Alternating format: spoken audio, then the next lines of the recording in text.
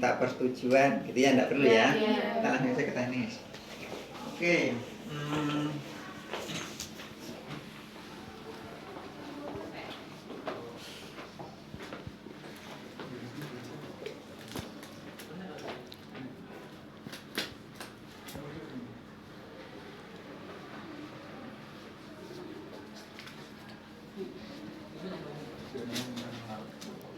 Permisi ya Mas Pansus ya, untuk belajar ya.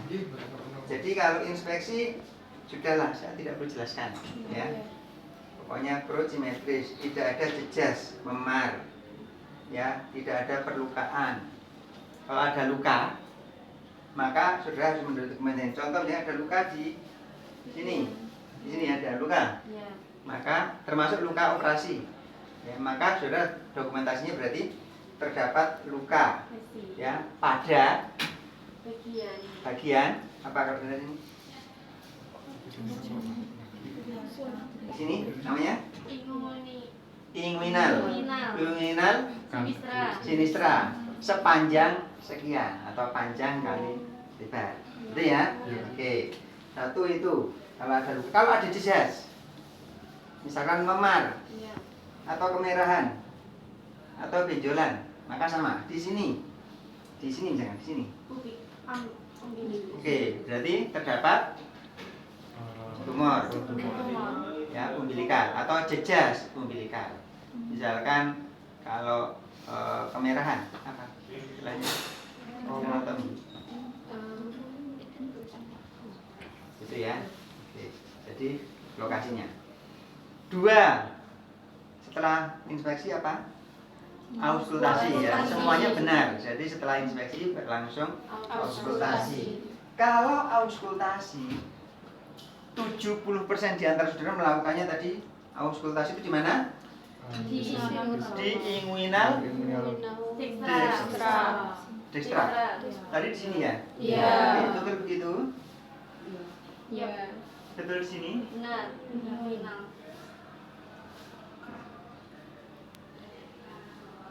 Oke, di inguinal. Betul di inguinal? Secara teori kalau sudah mengukur peristaltik dilakukannya di umbilikal. Jadi di mana? Di tengah.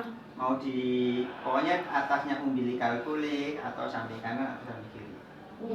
Ya, tapi bukan di inguinal. Ya. Oke, kesalahan kedua. Ya. Jadi apakah dilakukan? Dilakukan, tapi banyak yang salah. Jadi jika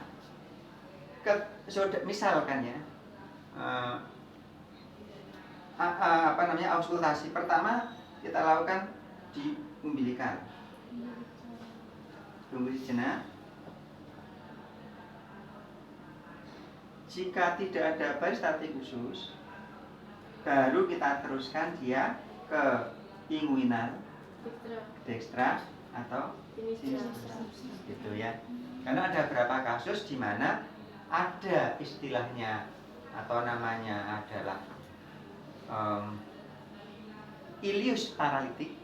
Itu penyakit di mana usus tidak bergerak, tapi ada yang sifatnya itu ileusnya itu parsial. Jadi yang atas itu mungkin diam, yang bawah dia masih gerak.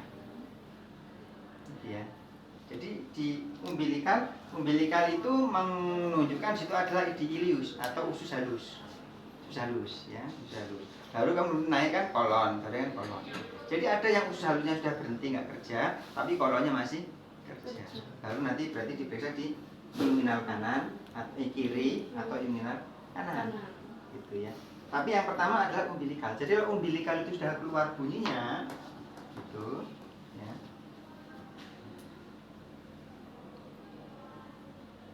Nah, begitu saya pegang langsung terasa, baru dihitung setelah 1 menit, nggak usah dipindah-pindah, gitu ya. Oke. Lalu kemudian setelah itu baru auskultasi ya, sudah ya. Jadi auskultasi itu standarnya adalah pada area umbilikal. Kemudian yang kedua, baru kalau tidak bisa baru di inguinal. Ya, jadi standarnya di umbilikal. 3. Perkusi. Palpasi atau perkusi? Perkusi. Perkusi. Iya. Oke. Untuk perkusi itu dilakukannya ya pada area epigastrik. Ini pas suaranya? Suara apa seperti ini? Suara apa itu? Timpani. Timpani? Peka. Oke. Di abdomen kita tidak melihat ada suara misalkan sonor, hipersonor, peka, redup, nggak ada. Timpani. Ya, adanya hanya timpani, hipertimpani atau flat. Oh iya. Flat.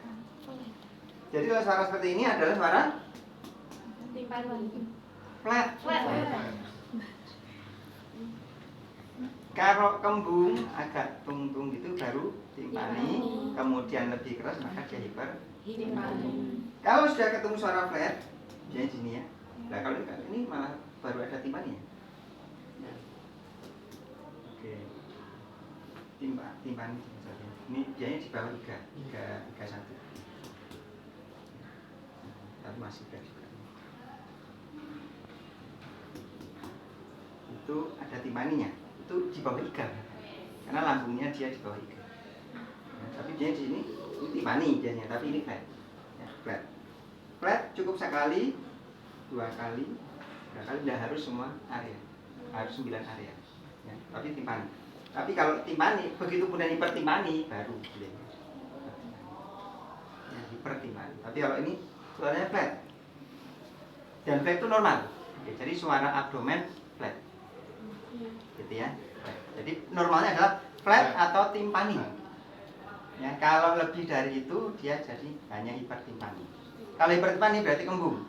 Kalau kembung tadi ketika perutnya membesar, istilahnya adalah meteorismus. Kalau kembung, ya kalau gendut beda lagi kan ya, beda lagi ya. Oke, inspeksi, palpasi, inspeksi. Melihat. Iya, inspeksi, auskultasi, lalu kemudian perkusi, lalu palpasi. Nah, di palpasi pertama memang kaitan dengan adalah menentukan nyeri ada nggak nyeri. Kan dia nyeri, ini masih nyeri satu. Kalau sakit bilang ya. Kalau katakan sakit. Nah, di area abdomen umbilikal itu kita bisa melakukan ada 2 sebenarnya. Yang pertama adalah nyeri tekan. Ya, sakit? Enggak. Oke. Yang kedua adalah nyeri lepas. Nyeri tekan itu kalau ditekan begini nyeri. Tapi ada juga kalau melepasnya harus cepat. Ya. Ada beberapa kondisi yang kita sebut dengan istilahnya adalah abdominal rigidity atau apa namanya itu peritoneal rigidity ya. Itu kondisi di mana infeksi pada dinding peritoneum ditekan nggak sakit, tapi begitu dilepas dia nyerinya baru terasa, atau perutnya terasa sakit tapi begitu dilepas malah tambah sakit ya, itu namanya atau disebut dengan sensitivitas daripada dinding peritoneum ya. Jadi itu sebagai salah satu tanda orangnya mengalami infeksi pada peritoneum atau peritonitis gitu ya. Oke, jadi ditekan begini lalu dilepasnya cepat gitu ya. Oke, lalu kemudian khusus untuk melakukan pemeriksaan apa namanya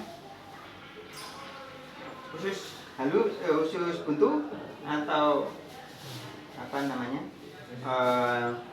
appendicitis dilakukan pada titik Berni di sebelah kanan bawah, jadi pada daerah iliaka ya, atau kalau kita ngomong kuadran berarti kan ya kuadran di kanan bawah antara sias ini ya, sias tonjolan di sini ya dengan umbilikus di sini ya, di tengah-tengahnya.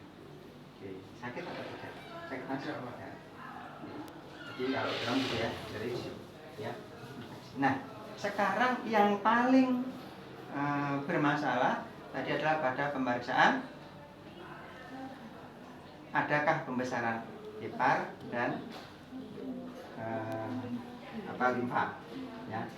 Untuk melakukan pemeriksaan, ya, hepar itu adanya di bawah arcus costa. Ini ada tulang rusuk. Dari hepar itu normalnya di bawah tulang rusuk. Dan limfa itu juga letaknya di bawah tulang rusuk. Sehingga normalnya dia tidak pernah teraba. Ya, atau tidak pernah kelihatan, atau tidak pernah teraba. Normalnya. Ya. Jadi normalnya tidak teraba.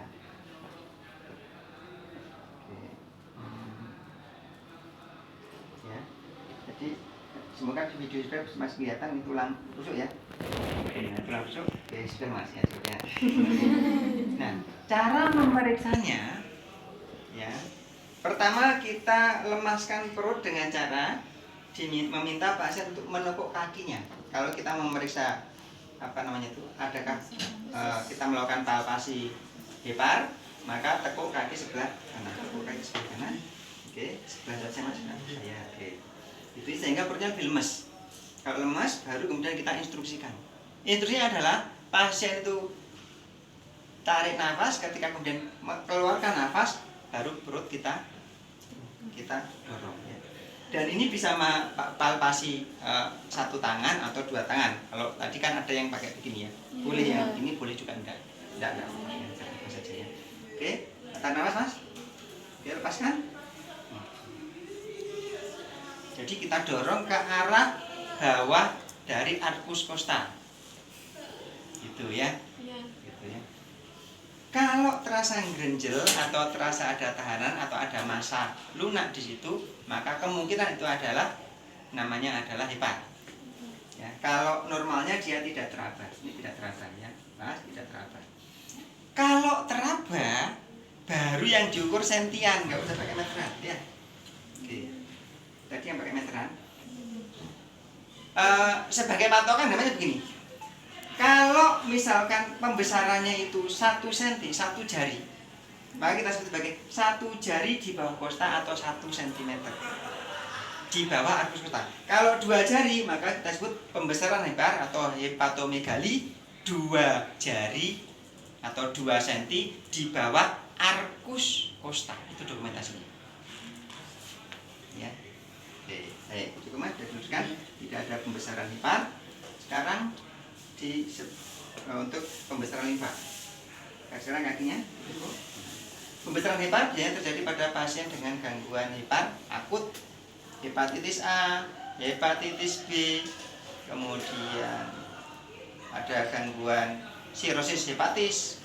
Kalau dia atau karsinoma hepar, ya. Kemudian limfa.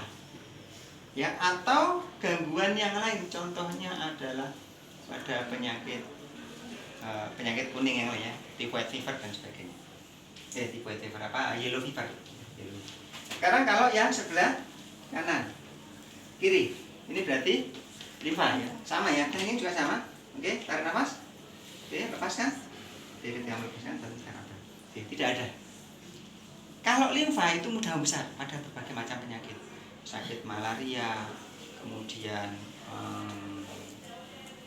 beberapa pada kasus-kasus penyakit infeksi ya, infeksi yang diakibatkan oleh plasmodium atau oleh parasit ya, itu resiko untuk pembesaran limfa juga besar ya, penyakit. Oke, hepar sudah, limfa sudah ya, mas, jadi merabanya di bawah arcus costa. Dan sama dokumentasinya kalau di costa, di limfa juga begitu. 1 cm atau 2 cm di bawah arcus costa. Ini karena perutnya flat ya. Nah, kalau perutnya buncit itu bisa 2 kemungkinan. 1, tumpukan lemak gemuk, atau yang kedua tumpukan cairan, namanya asites. Ya. Jadi 1 adalah gemuk atau 2 tumpukan cairan. Diinspeksi, saat kita inspeksi begini, karena perutnya perutnya flat ya, datar, saya tidak melakukan tindakan yang lain ya. Tapi jika dia gemuk, maka saya baru melakukan pemeriksaan yang lain. 1, jika dia membesar, buncit, ditandai dengan pembuluh darahnya kelihatan. 2, pusarnya itu menonjol, maka kemungkinan besar dia mengalami penumpukan cairan. Itu namanya asites. Tapi kalau orang gemuk, dia tidak ada penonjolan umbilikus. Ya. Jadi umbilikal tidak menonjol, itu menunjukkan dia tidak ada asites. Gitu. Oke. Yang kedua, dari shifting cairan. Tadi kayaknya sudah ada yang mempraktekkan tadi ya. Satu orang atau dua orang ya, dengan miring ya, dengan miring. Itu sebenarnya kalau perutnya miring kan pasti akan jatuh sapi. Iya. Ya. Jadi cirinya adalah shifting cairan atau fluid shifting itu bisa dilakukan dengan cara begini. Ini kalau diketuk begini, gitu ya. Kalau sana ikut bergoyang, ya, itu maka dia berarti ada cairan juga di sebelah sana, gitu ya. Shifting, ya, gitu. Tapi ini ditahan dulu.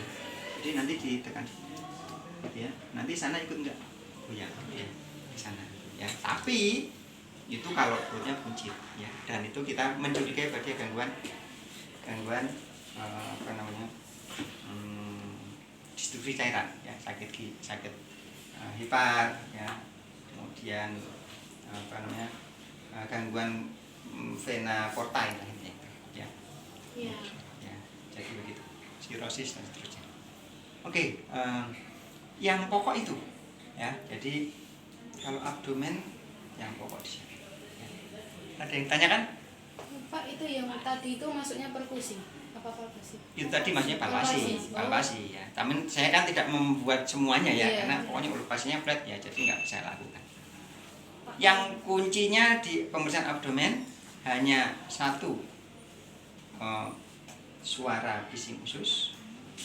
Dua, adakah hepatomegali, adakah splenomegali, adakah resiko untuk appendicitis, ya, appendicitis, ya. Kemudian yang lain yang belum saya lakukan di palpasi atau perkusi, yaitu tadi saudara ada berapa yang melakukan pemeriksaan untuk meraba ginjal. Ginjal itu juga tidak bisa diraba sebenarnya, ya. Jadi caranya kira-kira seperti ini. Ini karena perutnya flatnya mudah ya. Jadi caranya sama ya dengan cara begini, kemudian ditekan. Lepaskan nafas, lepaskan. Normalnya tidak teraba. Jika teraba itu gangguan. Tapi paling gampang sebenarnya sebelum itu paling mudah adalah kita minta pasien duduk mas. Nah, pasien kan sudah mengeluh biasanya. Kalau sudah ada gangguan ginjal itu ada keluhan. Keluhannya adalah nyeri pinggang. Paling gampang untuk mengetesnya kita lakukan proses namanya ketuk costovertebra. Jadi ada nyeri costovertebra. Costo itu kostal, costa itu artinya tulang rusuk, vertebra itu tulang belakang. Jadi kalau sini kalau dia nyeri, maka dia berarti ada gangguan, kemungkinan ada gangguan ginjal. Oke, saya pukul sini ya. Oke, saya pukul Mas ya. Kalau sakit bilang. Sakit? Tidak. Sakit? Tidak. Nah, kalau costovertebra itu ketuk costovertebra itu positif, baru mungkin raba ginjal itu bisa lakukan. Kalau enggak, biasanya enggak ada masalah. Gitu, lihat. Itu namanya pengetukan costovertebra. Ada pertanyaan? Bisa kira-kira ya? Yang sulit menjawab pertanyaan saya sakit apa? Iya. Kalau sudah di rumah sakit, karena kita bekerja sebagai tim, yang berat menentukan diagnosis adalah dokter. Jadi pertanyaan itu, oke, baik. Kami tidak berwenang untuk menjawab pertanyaan itu. Bisa silahkan ditanyakan kepada dokter yang lebih berwenang. Satu, dua, ya, atau gitu ya. Nah, tapi kira-kira ini masalah apa? Kita boleh bilang misalkan, oke, kalau dari tanda dan gejala Anda tampaknya memang mengalami gangguan pencernaan. Tapi kepastian untuk menentukan diagnosis silahkan tanyakan ke dokter. Ya, jadi tidak untuk